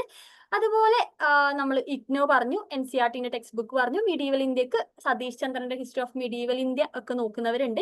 നമ്മൾ പറഞ്ഞു വന്നത് നമ്മൾ എങ്ങനെ മെറ്റീരിയൽ സെലക്ട് ചെയ്യണം എന്നുള്ളതാണ്. ഒന്ന് നമ്മുടെ ടൈം അനുസരിച്ച്, നമ്മുടെ മുന്നിൽ എത്രത്തോളം ടൈം ഉണ്ട്, നമ്മുടെ സിറ്റുവേഷൻ എന്താണ്, ഒരു ദിവസം നമുക്ക് എത്രത്തോളം ഹവർ ഇരിക്കാൻ പറ്റും എന്നുള്ളതൊക്കെ ബേസ് ചെയ്തിട്ടാണ് നമ്മളൊരു മെറ്റീരിയൽ സെലക്ട് ചെയ്യേണ്ടത്. അതുപോലെ നമ്മളിപ്പോൾ ഒരു മെറ്റീരിയൽ സെലക്ട് ചെയ്യുകയാണെങ്കിൽ, ഇപ്പോൾ ആൻഷ്യന്റ് ഇന്ത്യയുടെ ഒരു മെറ്റീരിയൽ നമ്മൾ സെലക്ട് ചെയ്തു, നമ്മൾ അതിൽ തന്നെ എക്സാം വരെ ആൻഷ്യന്റ് ഇന്ത്യയുടെ മെറ്റീരിയൽ മാത്രം നമ്മൾ വായിച്ചിരിക്കരുത്. നമുക്കറിയാം മിഡീവലും മോഡേണും കൂടി നമുക്ക് കവർ ചെയ്യേണ്ടതുണ്ട്. അപ്പൊ ആ ഒരു ബാലൻസ് ചെയ്തിട്ട് 3 ആൻഷ്യന്റ്, മിഡീവൽ, മോഡേൺ, ഹിസ്റ്റോറിയോഗ്രഫി 3നും നമ്മൾ ഇമ്പോർട്ടൻസ് കൊടുക്കുന്നുണ്ട്. ഒരു മെറ്റീരിയൽ തന്നെ നമ്മൾ ഇരുന്ന് പോകുന്നുണ്ട് എന്നുള്ളത്, അങ്ങനെ ആ ഒരു രീതിയിൽ നമ്മൾ പോവാതിരിക്കുക. ഇതൊക്കെയാണ് മെറ്റീരിയൽസിന്റെ കാര്യത്തിൽ ഏതൊക്കെ മെറ്റീരിയൽസ് നമ്മൾ യൂസ് ചെയ്യാം, ഏതൊക്കെയാണ് ഒരു നല്ലൊരു റെഫറൻസ് എന്നുള്ള രീതിയിൽ പറയാനുള്ളത്. ഇനി അടുത്തതായിട്ട് പറയാനുള്ളത്, എങ്ങനെ നമുക്ക് ഹിസ്റ്ററി, ഒരു UGC നെറ്റ് ഹിസ്റ്ററിന്റെ ഒരു ലെവലിൽ എങ്ങനെ നമുക്ക് പഠിക്കാം എന്നുള്ളതാണ്. മുന്നേ എക്സാം അറ്റൻഡ് ചെയ്തിട്ടുള്ളവർക്കറിയാം നമുക്ക് ഏറ്റവും കൂടുതൽ ക്വസ്റ്റ്യൻസ് വരുന്ന ഒരു ടൈപ്പാണ് ക്രൊണോളജിക്കലി ഈവൻസിന് അല്ലെങ്കിൽ റൂളേഴ്സിന്. ഏറ്റവും കൂടുതൽ വേറൊരു ടൈപ്പ് കണ്ടിട്ടുള്ളത് നമുക്കറിയാം മീഡിയവൽ ഇന്ത്യയിൽ ഒരുപാട് ട്രാവലേഴ്സ് ഇന്ത്യയിലേക്ക് വന്നിട്ടുണ്ട്. അപ്പോൾ ട്രാവലേഴ്സ് ഇന്ത്യയിലേക്ക് വന്നതിന്റെ ക്രോണോളജി, അങ്ങനെ ഒരുപാട് ക്രോണോളജിക്കൽ ടൈപ്പ് ക്വസ്റ്റ്യൻസ് നമുക്ക് വരാറുണ്ട്. അപ്പോൾ ഹിസ്റ്ററിയുടെ അല്ലെങ്കിൽ നമുക്കറിയാം കേരള ഹിസ്റ്ററിന്നും വേൾഡ് ഹിസ്റ്ററിന്നും നമുക്ക് ക്വസ്റ്റ്യൻസ് വരാറില്ല. ഹിസ്റ്റോറിയോഗ്രഫിയാണ് നമുക്ക് ഒരു വേൾഡ് എന്നുള്ള രീതിയിൽ നോക്കാനുള്ളത്. അപ്പോൾ ഒരു ഇന്ത്യൻ ഹിസ്റ്ററിയുടെ ഒരു കംപ്ലീറ്റ് ഒരു ക്രോണോളജിക്കൽ അണ്ടർസ്റ്റാൻഡിങ് ഉണ്ടാക്കുക എന്നുള്ളതാണ്. ഏത് ഇവന്റ് കഴിഞ്ഞിട്ടാണ് അടുത്ത ഇവന്റ് എന്നുള്ള രീതിയിലുള്ള ഒരു അണ്ടർസ്റ്റാൻഡിങ് ഉണ്ടാക്കുക. അതുപോലെ കണക്ട് ഇവന്റ്സ്, ഈ ഒരു ഇവന്റ് കഴിഞ്ഞിട്ട് അടുത്ത ഇവന്റ്, ഇപ്പൊ നമ്മളിപ്പോ ബാബർ ഇന്ത്യയിലേക്ക് വന്നു, അതിനു മുന്നേ ബാബർ എവിടെയായിരുന്നു, അങ്ങനെ നമ്മൾ എന്ത് ചെയ്യുക, കണക്ട് ചെയ്തിട്ട് കാര്യങ്ങൾ പഠിക്കുന്നുണ്ട് എന്നുള്ളത് ഉറപ്പുവരുത്തുക. അതുപോലെ ഒരു ഡിസ്ക്രിപ്റ്റീവ് അണ്ടർസ്റ്റാൻഡിങ്, നമ്മളിപ്പോ വേറൊരു എക്സാമിന് പഠിക്കുന്നത് പോലെ അല്ലെങ്കിൽ മറ്റേതെങ്കിലും എക്സാമിന് പഠിക്കുന്നത് പോലെ നമ്മൾ ഒരു കാര്യം പഠിക്കുന്നു, അത് എപ്പോഴാണ് നടന്നത്, അതിൽ അസോസിയേറ്റ് ചെയ്തിട്ടുള്ള പ്രധാനപ്പെട്ട വ്യക്തിത്വങ്ങൾ ആരൊക്കെയാണ്, അങ്ങനെ ഒരു ഫാക്ച്വൽ അണ്ടർസ്റ്റാൻഡിങ് ഉണ്ടാക്കുന്നതിന് പകരം അത് എവിടെ നടന്നു, എപ്പോ നടന്നു, അതുപോലെ അതിന്റെ ഒരു ബാക്ക്ഗ്രൗണ്ട് എന്താണ്, അങ്ങനെ ഒരു ഡിസ്ക്രിപ്റ്റീവ് അണ്ടർസ്റ്റാൻഡിങ്, ഒരു ഫാക്ച്വൽ സ്റ്റഡിക്ക് പകരം ഒരു ഡിസ്ക്രിപ്റ്റീവ് അണ്ടർസ്റ്റാൻഡിങ് നമ്മൾ ഉണ്ടാക്കുന്നുണ്ട് എന്നുള്ളത് ഉറപ്പുവരുത്തുക. അതുപോലെ ക്യാരക്ടർ സ്കെച്ച് ഓഫ് പേഴ്സണാലിറ്റീസ്. ഇപ്പോൾ നമുക്ക് അറിയാം, നമുക്ക് ഒരുപാട് റൂളേഴ്സിനെ അതുപോലെ ഒരുപാട് ഓതേഴ്സിനെയൊക്കെ നമുക്ക് പഠിക്കാനുണ്ട്. ഇപ്പൊ റൂളേഴ്സിനെയൊക്കെ പഠിക്കുന്ന സമയത്ത് അവരുടെ ഒരു ക്യാരക്ടർ സ്കെച്ച്, അവരുടെ പേഴ്സണാലിറ്റി ആയിട്ട് ബന്ധപ്പെട്ട് ഇപ്പൊ അക്ബർ, ബാബർ, അലാവുദ്ദീൻ ഖിൽജി, അവരുടെയൊക്കെ ഒരു പേഴ്സണാലിറ്റീസ് ഒക്കെ നമ്മൾ ഒരു മനസ്സിലാക്കുകയാണെങ്കിൽ നമുക്ക് കുറേയൊക്കെ കാര്യങ്ങൾ മനസ്സിലാക്കാൻ പറ്റും. കുറേയൊക്കെ എക്സാമിന് നമുക്കത് ഹെൽപ്ഫുൾ ആവുകയും ചെയ്യും. അതുപോലെ learn with the help of maps. ഇപ്പോ ഏതെങ്കിലും റൂളേഴ്സിന്റെ കോൺകെസ്റ്റുകൾ, ഇപ്പോൾ അക്ബറിന്റെ കോൺകെസ്റ്റുകൾ, അല്ലെങ്കിൽ നമ്മളിപ്പോ മഹാജനപദാസ്, നമുക്കറിയാം 16 മഹാജനപദാസ് ഉണ്ട്. നമുക്ക് ഒരിക്കൽ ഒരു ക്വസ്റ്റ്യൻ വന്നിട്ടുണ്ടായിരുന്നു, സൗത്ത് മോസ്റ്റിലുള്ള ഏറ്റവും സൗത്തിലുള്ള ഒരു മഹാജനപദ ഏതാണെന്നുള്ള രീതിയിൽ ക്വസ്റ്റ്യൻ വന്നിട്ടുണ്ടായിരുന്നു. അപ്പൊ നമ്മൾ ഈ ഒരു മാപ്പിന്റെ സഹായത്തോടെ കാര്യങ്ങൾ പഠിക്കുകയാണെങ്കിൽ നമുക്കത് വളരെ ഹെൽപ്ഫുൾ ആയിരിക്കും. സൗത്ത് മോസ്റ്റ് ആയിട്ടുള്ള മഹാജനപദ വന്നിട്ട് അസ്മകയാണ്. അതുപോലെ നമുക്കറിയാം ഹിസ്റ്ററി വളരെ വാസ്റ്റ് ആണ്, നമുക്ക് ഒരുപാട് ഡേറ്റ്, ഫാക്ട്സ്, ഒരുപാട് കാര്യങ്ങൾ നമുക്ക് പഠിക്കാനുണ്ട്. അത് കുറച്ചുകൂടി ടാബിൾസ്, അതുപോലെ ടൈം ലൈൻസ്, ഫ്ലോ ചാർട്ട് ഒക്കെ ആക്കിയിട്ട് നമ്മൾ പഠിക്കുകയാണെങ്കിൽ നമുക്ക് ആ ഒരു കാര്യം റിവൈസ് ചെയ്യുമ്പോൾ നമുക്ക് കുറച്ചുകൂടി കാര്യങ്ങൾ പെട്ടെന്ന് മനസ്സിലാക്കാൻ പറ്റും. അതുപോലെ ഏറ്റവും വളരെ ഇമ്പോർട്ടന്റ് ആയിട്ടുള്ളത് നമുക്ക് മാക്സിമം വായിക്കുക എന്നുള്ളതാണ് അല്ലെ. ഹിസ്റ്ററിയൊക്കെ സംബന്ധിച്ച് പറയുകയാണെങ്കിൽ നമുക്ക് പറ്റാവുന്നത്ര നമ്മൾ വായിക്കുക, അത് റിവൈസ് ചെയ്യുക, ഒരുപാട് ക്വസ്റ്റ്യൻസ് പ്രാക്ടീസ് ചെയ്യുക എന്നുള്ളതാണ് ഹിസ്റ്ററിയെ സംബന്ധിച്ച് നമുക്ക് വളരെ പ്രധാനമായിട്ട് പറയാനുള്ളത്. ഇനി നമുക്കറിയാം, നമുക്ക് ലാസ്റ്റത്തെ കുറെ ക്വസ്റ്റ്യൻ ലൈക്ക് ടേംസിലെ ക്വസ്റ്റ്യൻസ് നമ്മൾ അനലൈസ് ചെയ്യുകയാണെങ്കിൽ നമുക്ക് ഇത്രയും തരത്തിലുള്ള ക്വസ്റ്റ്യൻസ് ആണ് പ്രധാനമായിട്ടും ചോദിക്കാറുള്ളത്.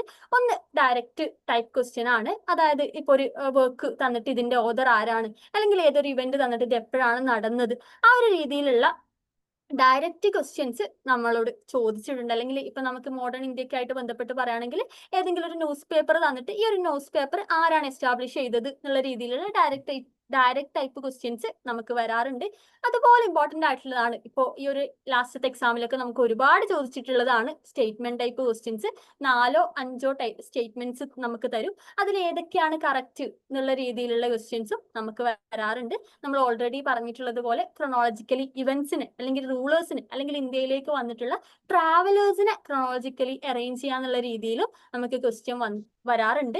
അതുപോലെ മറ്റൊരു പ്രധാനപ്പെട്ടതാണ് ഒരു ടൈപ്പ് ഓഫ് ക്വസ്റ്റ്യൻ ആണ് മാച്ച് ദ ഫോളോയിങ്. അത് ചിലപ്പോൾ ഇവന്റ്സും അതുപോലെ ഇയർ ആവാം, അല്ലെങ്കിൽ ഒരു ലിസ്റ്റിൽ ഓതേഴ്സ്, അടുത്ത ലിസ്റ്റിൽ ബുക്സ് എന്നുള്ള രീതിയിലാവാം.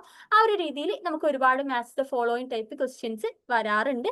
അതുപോലെ 2 സ്റ്റേറ്റ്മെന്റ്സ് തന്നിട്ട് ഏതൊക്കെയാണ് both are false, both are true എന്നുള്ള രീതിയിൽ നമുക്ക് ക്വസ്റ്റ്യൻസ് വരാറുണ്ട്. അതുപോലെ പാരഗ്രാഫ് ടൈപ്പ് ക്വസ്റ്റ്യൻ, ഇപ്പോൾ ഒരു പാരഗ്രാഫുമായിട്ട് ബന്ധപ്പെട്ട് നമുക്ക് 5 ക്വസ്റ്റ്യൻ, അങ്ങനെ 2 പാരഗ്രാഫിൽ 10 ക്വസ്റ്റ്യൻ എന്നുള്ള രീതിയിൽ നമുക്ക് 2 പാരഗ്രാഫ് ക്വസ്റ്റ്യൻസും ഉണ്ടാവാറുണ്ട്. അതുപോലെ പെയർ, കറക്റ്റ് പെയർ ഏതാണ് അല്ലെങ്കിൽ റോങ് പെയർ ഏതാണ് എന്നുള്ള രീതിയിൽ പെയർ ടൈപ്പ് ക്വസ്റ്റ്യൻസും നമുക്ക് വരാറുണ്ട്. ഇതാണ് നമ്മുടെ NTA ഒരു ക്വസ്റ്റ്യന്റെ ഒരു പാറ്റേൺ എന്ന് പറയുന്നത്. ഇനി നമുക്ക് നോക്കാനുള്ളത് എന്താണ്, നമ്മളിപ്പോ ചില ആൾക്കാരൊക്കെ ഉണ്ടാവും അല്ലെ, നമുക്ക് ഒരുപാട് ടൈം നമ്മൾ അറ്റൻഡ് ചെയ്യും, എന്നാൽ നമുക്ക് നമ്മുടെ ഒരു വിജയത്തിലേക്ക് എത്താൻ പറ്റാതിരിക്കുന്ന ഒരു സിറ്റുവേഷൻ ഉണ്ടാവാറുണ്ട് അല്ലെ. ആ ഒരു ടൈമിൽ നമ്മൾ ചെയ്യേണ്ടത്, നമ്മളൊരു അടുത്ത എക്സാമിലേക്ക് പ്രിപ്പയർ ചെയ്യുന്ന സമയത്ത് നമ്മൾ ആദ്യം നോക്കേണ്ടത് നമ്മുടെ ലാസ്റ്റ് പ്രിപ്പറേഷനിൽ എന്താണ് നമ്മൾ ആ ഒരു പരാജയപ്പെടാനുള്ള കാരണം. നമ്മൾ നെറ്റ് എക്സാമിന് നമ്മൾ പ്രിപ്പയർ ചെയ്യാൻ ആരംഭിക്കുന്ന സമയത്ത് നമ്മൾ ആദ്യം മനസ്സിലാക്കേണ്ടത് എന്തൊക്കെ ചെയ്താലാണ് നമ്മൾ പരാജയപ്പെടുത്തുക, ആ ഒരു കാര്യങ്ങൾ നമ്മൾ ചെയ്യാതിരിക്കുക എന്നുള്ളതാണ്. അപ്പോൾ ഇവിടെ കുറച്ച് റീസൺ ഫോർ ഫെയിലിയർ, നമ്മൾ പരാജയപ്പെടാനുള്ള കുറച്ച് കാരണങ്ങൾ കൊടുത്തിട്ടുണ്ട്, അത് നോക്കാം. ഫസ്റ്റ് വന്നിട്ട് സിലബസ് ഫാക്ടർ ആണ്. ഇപ്പൊ നമ്മുടെ ഹിസ്റ്ററിയുടെ കാര്യത്തിലൊക്കെ വരികയാണെങ്കിൽ നമുക്ക് നല്ല വൈഡ് ആയിട്ടുള്ള ഒരു സിലബസ് ആണ്. ഇത് കംപ്ലീറ്റ് നമുക്ക് കവർ ചെയ്യാൻ ഒരു പെർട്ടിക്കുലർ ഒരു വിത്തിൻ 3 or 4 months കൊണ്ട് കംപ്ലീറ്റ് ഹിസ്റ്ററിയുടെ സിലബസ് കവർ ചെയ്യാന്നുള്ളത് പ്രാക്ടിക്കൽ അല്ല, അല്ലെങ്കിൽ പോസിബിൾ ആവുന്ന ആൾക്കാരുണ്ടാവും. ബട്ട് ഒരു 3 months കൊണ്ടൊക്കെ നമുക്ക് വളരെ പ്രയാസമാണ് അല്ലെ കംപ്ലീറ്റ് ഹിസ്റ്ററി അല്ലെങ്കിൽ കംപ്ലീറ്റ് ഹിസ്റ്ററിയുടെ സിലബസ് കംപ്ലീറ്റ് ചെയ്യാന്നുള്ളത്. ആ ഒരു സമയത്ത് നമ്മൾ എന്ത് ചെയ്യുക, സിലബസ് നന്നായിട്ട് മനസ്സിലാക്കുക, ഏതൊക്കെ ഏരിയാസിൽ നിന്നാണ് കൂടുതൽ ക്വസ്റ്റ്യൻസ് വരുന്നത്. ഇനി ചില ഏരിയാസ് നമുക്കൊരു ചെറിയൊരു അണ്ടർസ്റ്റാൻഡിങ് ഉണ്ടാക്കിയാൽ തന്നെ മതിയാവും. അത്ര ഡീപ്പിൽ ക്വസ്റ്റ്യൻസ് വരാത്ത ഏരിയ ഏതാണ്, ഇതെങ്ങനെയാണ് നമ്മൾ കണ്ടുപിടിക്കുക, നമ്മൾ മാക്സിമം PYQs പ്രാക്ടീസ് ചെയ്യുക എന്നുള്ളതാണ് അതിന്റെ ഒരു പ്രതിവിധി എന്നുള്ളത്. അതുപോലെ മറ്റൊരു പ്രധാനപ്പെട്ട ഒരു കാരണം, കൂടുതൽ പേരും ക്വാളിഫൈ ചെയ്യാതിരിക്കാനുള്ള ഒരു കാരണം വന്നിട്ട് ഇൻകൺസിസ്റ്റൻസി ആണ് അല്ലെ. അതായത് നമ്മളിപ്പോ ഇന്നൊരു 5 മണിക്കൂർ അല്ലെങ്കിൽ 6 മണിക്കൂർ പഠിക്കും, നാളെ നമ്മൾ തീരെ പഠിക്കില്ല, നാളെ വന്നിട്ട് നമ്മളൊരു 2 hour ഒക്കെ പഠിക്കും. ആ ഒരു രീതിയിലുള്ള ഇൻകൺസിസ്റ്റന്റ് ആയിട്ടുള്ള ഒരു പ്രിപ്പറേഷനും നമ്മൾ എന്ത് ആരെയോ ഒരാളുടെ മൈക്ക് ഓൺ ആണ്, അതൊന്ന് മ്യൂട്ട് ചെയ്യണേ. ഓക്കെ, നമ്മൾ ഇൻകൺസിസ്റ്റൻസി നമ്മൾ എന്ത് ചെയ്യും, നമ്മുടെ പരാജയത്തിലേക്ക് നയിക്കും. നമ്മൾ എന്ത് ചെയ്യുക, നമുക്കുള്ള ടൈം വെച്ചിട്ട് നമ്മളൊരു സിസ്റ്റമാറ്റിക് ആയിട്ട് ഒരു ടൈം ടേബിൾ സെറ്റ് ചെയ്യുക. അതിനനുസരിച്ചിട്ട് പേപ്പർ 1ഉം ഹിസ്റ്ററിയും അതുപോലെ PYQ എല്ലാ ദിവസവും ചെയ്യുന്നുണ്ട് എന്നുള്ളത് ഉറപ്പുവരുത്തുക. അതുപോലെ മറ്റൊരു പ്രധാനപ്പെട്ട ഒരു റീസൺ വന്നിട്ട് സ്ട്രെസ് ആൻഡ് ആൻസൈറ്റി ആണ് അല്ലെ. നമ്മൾ എക്സാം അറ്റൻഡ് ചെയ്യുന്ന സമയത്തും അതുപോലെ പ്രിപ്പയർ ചെയ്യുന്ന സമയത്തും നമുക്ക് സ്ട്രെസ് ആൻസൈറ്റി, അത് ഏറ്റവും കൂടുതൽ ഒരു വില്ലൻ ആവുന്നത് എക്സാം ഹോളിലാണ് അല്ലെ. എക്സാം ഹോളിലൊക്കെ നമ്മൾ സ്ട്രെസ് ആൻസൈറ്റി ഒക്കെ വരികയാണെങ്കിൽ നമുക്കൊരു എന്ത് ചെയ്യുക, എക്സാമിന് ക്വസ്റ്റ്യൻസ് നല്ല രീതിയിൽ അറ്റൻഡ് ചെയ്യാൻ പറ്റാതിരിക്കുന്ന ഒരു സിറ്റുവേഷൻ വരുമല്ലോ. അപ്പോൾ നമ്മൾ ആദ്യം അതിനുള്ള ടെക്നിക്സ് അല്ലെങ്കിൽ കാര്യങ്ങളൊക്കെ നമ്മൾ നോക്കി വെക്കുക. അതുപോലെ ടൈം മാനേജ്മെന്റ്, എങ്ങനെയാണ് നമ്മൾ നല്ല രീതിയിൽ ടൈം മാനേജ് ചെയ്യുക, അതിനൊരൊറ്റ ഉത്തരേ ഉള്ളൂ, നമ്മൾ നന്നായിട്ട് മോക്ക് ടെസ്റ്റ് PYQ ചെയ്യാന്നുള്ളതാണ്. 3 hours വരുന്ന അല്ലെങ്കിൽ 150 ക്വസ്റ്റ്യൻസ് നമ്മൾ 3 hours നമുക്ക് ചെയ്യാൻ പറ്റുന്നുണ്ടോ, നമ്മൾ കണ്ടിന്യൂസ് ആയിട്ട് പ്രാക്ടീസ് ചെയ്താൽ മാത്രമേ നമുക്ക് ഈ ഒരു ടൈം മാനേജ്മെന്റ് നല്ല രീതിയിൽ ചെയ്യാൻ പറ്റൂ. മറ്റൊരു പ്രധാനപ്പെട്ട കാരണം PYQs നമ്മൾ നല്ല രീതിയിൽ അറ്റൻഡ് ചെയ്യാതിരിക്കുക എന്നുള്ളതാണ്. ഇപ്പൊ ഹിസ്റ്ററിയിലൊക്കെ നമുക്കറിയാം, ഒരുപാട് ഇപ്പോ നമ്മുടെ സ്റ്റുഡൻസിനൊക്കെ ഏകദേശം 2016 തൊട്ടുള്ള PYQ വിത്ത് എക്സ്പ്ലനേഷനും അതിന് മുന്നേ 2013 തൊട്ടുള്ള ഒരു ഇ-ബുക്ക് ഒക്കെ നമ്മുടെ സ്റ്റുഡൻസിന് അവൈലബിൾ ആണ്. ഇപ്പൊ നിങ്ങൾക്ക് ഐഫറിന്റെ സൈറ്റിൽ കയറുകയാണെങ്കിൽ PYQ ലൈക്ക് ഇ-ബുക്ക് എന്ത് ചെയ്യാൻ പറ്റും, ഡൗൺലോഡ് ചെയ്യാൻ പറ്റും. അപ്പൊ നമ്മൾ എന്ത് ചെയ്യുക, മാക്സിമം നമ്പർ ഓഫ് PYQ ചെയ്യുക. PYQ ചെയ്യുന്നതുകൊണ്ട് നമ്മൾ എന്ത് ചെയ്യുക, ഒരു ക്വസ്റ്റ്യൻ നമ്മൾ നോക്കുകയാണെങ്കിൽ ആ ഒരു ക്വസ്റ്റ്യന്റെ എക്സ്പ്ലനേഷൻ കൂടി നമ്മൾ പഠിക്കുന്നുണ്ട് എന്നുള്ളത് ഉറപ്പുവരുത്തുക. അതേപോലെ തന്നെ നമ്മൾ എന്ത് ചെയ്യുക, ആ ഒരു PYQല് നമ്മൾ ഏതൊക്കെ ക്വസ്റ്റ്യൻസ് ആണ് അല്ലെങ്കിൽ ഏതൊക്കെ ഏരിയ ആണ് കൂടുതലായിട്ട് മെൻറ്റിയ ക്വസ്റ്റ്യൻസ് ചോദിക്കുന്നത്, ഏതൊക്കെ ഏരിയ ലൈക്ക് ക്വസ്റ്റ്യൻസ് അതുപോലെ റിപ്പീറ്റ് ചെയ്യൂല, എന്നാൽ എന്ത് റിപ്പീറ്റ് ചെയ്യും, ആ ഒരു കോൺസെപ്റ്റ് പിന്നെ റിപ്പീറ്റ് ചെയ്യും അല്ലെ. ഇപ്പോ ലാസ്റ്റ് എക്സാമിലൊക്കെ ഹൈദരാബാദ്, അതായത് പ്രിൻസിലി സ്റ്റേറ്റ് ഹൈദരാബാദ് ഇന്ത്യൻ യൂണിയനിലേക്ക് ലയിപ്പിക്കുന്നതിന് ഏത് ഓപ്പറേഷൻ ആണ് നടത്തിയിട്ടുള്ളത് എന്നുള്ള രീതിയിൽ ഒരു ക്വസ്റ്റ്യൻ ഉണ്ടായിരുന്നു. അതിന്റെ ആൻസർ വന്നിട്ട് ഓപ്പറേഷൻ പോളോ എന്നായിരുന്നു. എന്നാൽ കഴിഞ്ഞ വർഷത്തെ ഒരു എക്സാമിൽ ഏകദേശം എനിക്ക് തോന്നുന്നു 2024 ജൂൺ ആണ്, അതേ ക്വസ്റ്റ്യൻ തിരിച്ചു ചോദിച്ചിട്ടുണ്ടായിരുന്നു. അതായത് ഓപ്പറേഷൻ പോളോ നടത്തിയിട്ടുണ്ടായിരുന്നു, ഇന്റഗ്രേഷൻ ഓഫ് പ്രിൻസിലി സ്റ്റേറ്റുമായിട്ട് ബന്ധപ്പെട്ട് നടത്തിയിട്ടുള്ള ഒരു ഓപ്പറേഷൻ ആണ് ഓപ്പറേഷൻ പോളോ.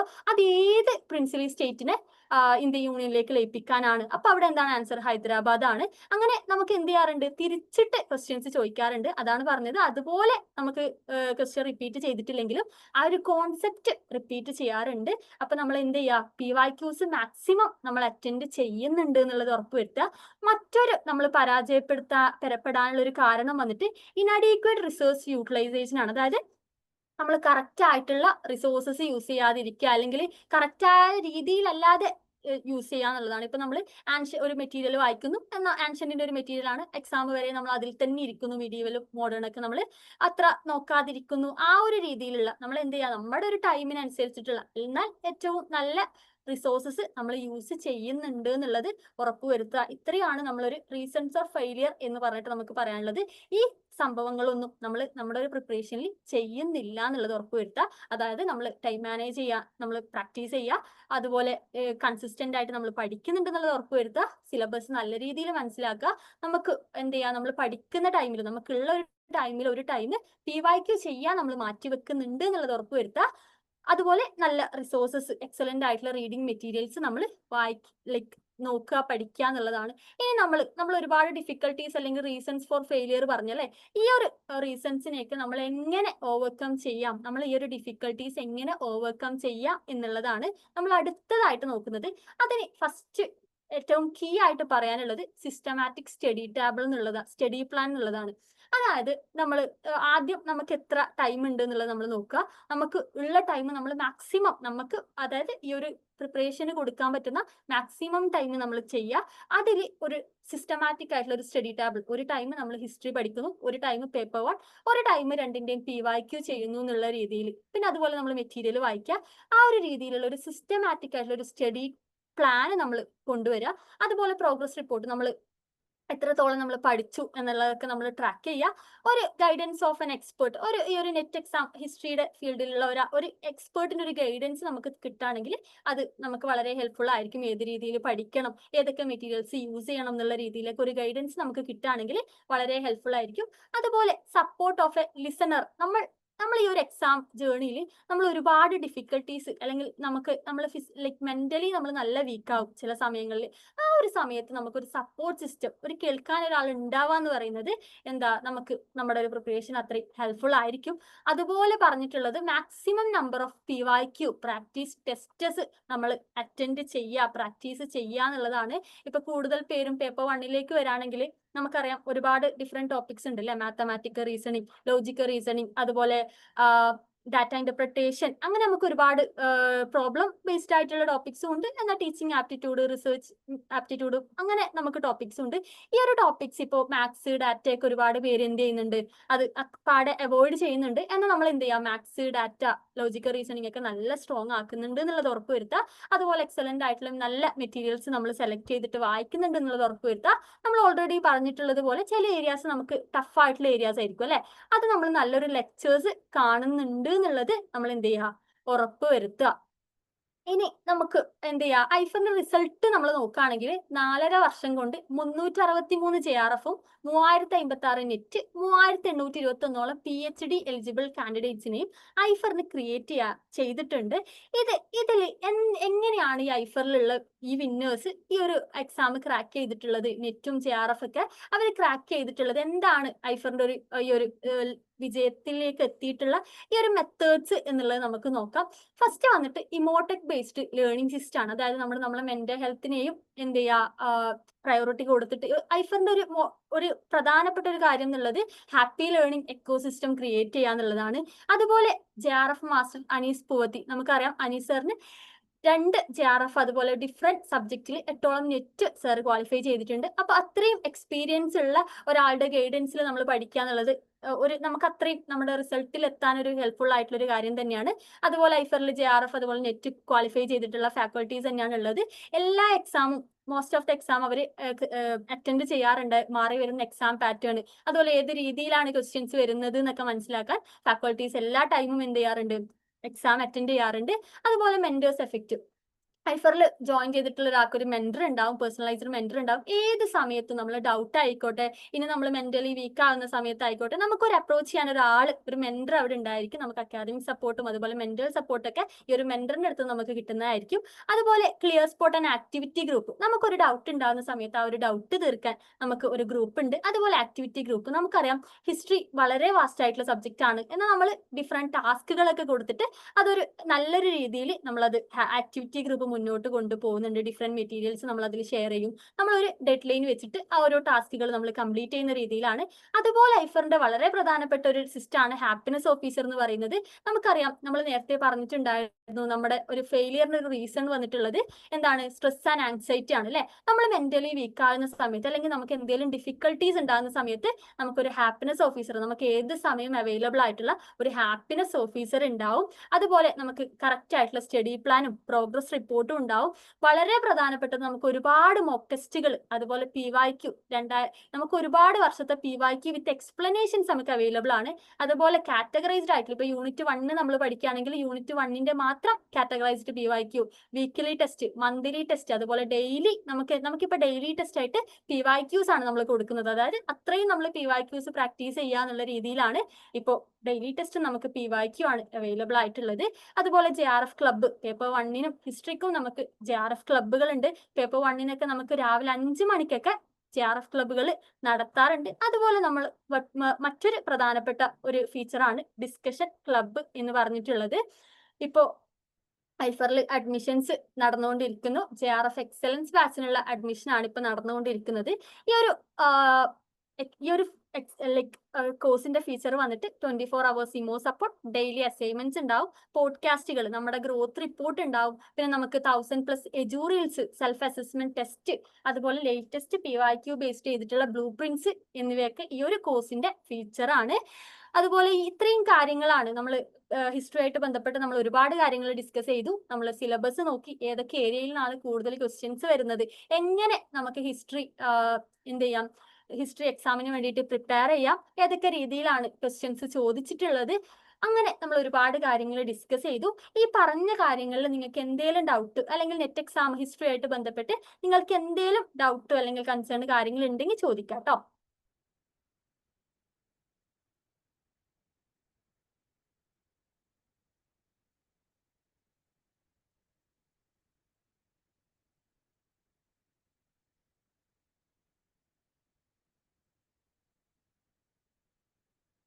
എന്തെങ്കിലും ഡൗട്ട് കാര്യങ്ങൾ ഉണ്ടെങ്കിൽ നെറ്റ് എക്സാമുമായിട്ട് ബന്ധപ്പെട്ട് അല്ലെങ്കിൽ ഹിസ്റ്ററി ആയിട്ട് ബന്ധപ്പെട്ട് എന്തെങ്കിലും ഡൗട്ട് ഉണ്ടെങ്കിൽ ചോദിക്കാം.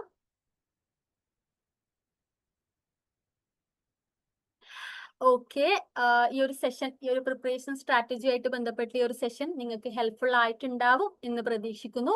ഐഫറിന്റെ ഓൾറെഡി പറഞ്ഞിട്ടുള്ളത് പോലെ ഈ ഒരു JRF എക്സലന്റ് ബാച്ചിൽ നിങ്ങൾക്ക് ഭാഗമാവാൻ താല്പര്യം ഉണ്ടെങ്കിൽ ഈ ഒരു കോൺടാക്ട് നമ്പറുമായിട്ട് നിങ്ങൾക്ക് കോൺടാക്ട് ചെയ്യാവുന്നതാണ്. പറഞ്ഞിട്ടുള്ളത് പോലെ ഈ ഒരു സെഷൻ നിങ്ങൾക്ക് ഹെൽപ്ഫുൾ ആയിട്ടുണ്ടാവും എന്ന് പ്രതീക്ഷിക്കുന്നു. Thank you.